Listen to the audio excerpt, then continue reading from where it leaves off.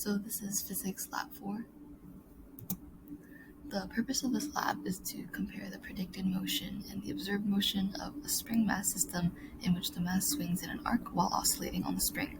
We're going to analyze different types of energy, including kinetic, gravitational potential, spring potential, and total energy.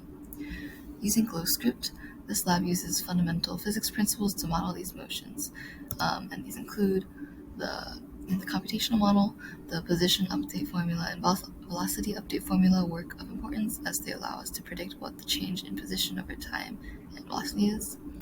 Next, Newton's second law explains how the acceleration of an object is proportional to the mass of the object and the net force acting on it. Additionally, the energy principle, which states that the change in mechanical energy of a system equals the work done by the surroundings, is very important.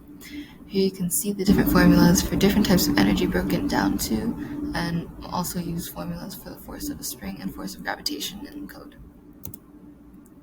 So in the computational model, when considering the system as the mass of the spring, while the surroundings include the earth, spring, and everything else, it's different than when you consider energy, where the system is the object on the spring, earth, and the spring itself, while the surroundings doesn't include these objects doing work, and this makes calculations easier, and it's explained later on. The calibration length used in tracker was a distance of 7 meters, measured from the fixed point of the spring in the video, and for initial conditions, the object had a mass of 0.402 kilograms, and it was released from rest at 0 seconds. In the experimental model, we assume that the calibration length time between video frames and physical characteristics of the system are the same as the vertically oscillating mass discussed in the video lecture, and this is because the same spring is used, so it should have the same physical properties. And here you can see a screenshot of how the video was analyzed in Tracker. So the computational model uses Python and GlowScript to create a theoretical model of the spring oscillating. So the system is the mass while the surroundings is everything else. I found the initial conditions using Tracker, where the initial position was negative 0.118, negative 0.6160, and the ball was released from rest, so initial velocity 0.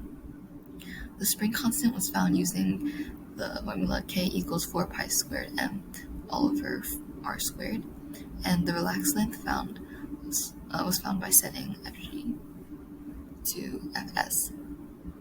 In the while loop, the energy principle, velocity, and position update formula were used as well. So when looking at the results of this lab, several charts were generated from the code. So for the x position versus time graph, similarities include the periods of oscillation and the overall shape, while differences include the increasing deviations of the model as time increased.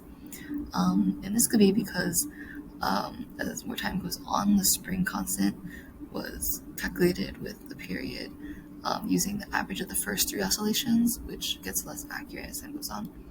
And for the y position versus time graph, it's also similar, same reason, but different because the model predicts a larger maximum minimum value. This could be because the initial displacement of the spring could have been overestimated.